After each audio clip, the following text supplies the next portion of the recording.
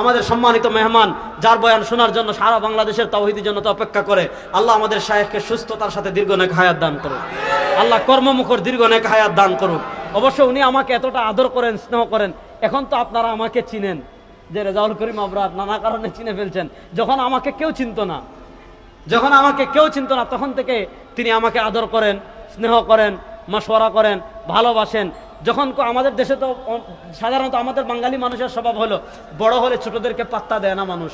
যখন আমাকে কেউ চিনে না 2016-17 সালের দিকে, তখন তিনি আমাকে ডাকতেন, বিভিন্ন মাসালা নিয়ে মুযাকারা করতাম, বলতেন এইভাবে করো, এইভাবে করো, এইভাবে করো, এইভাবে করো।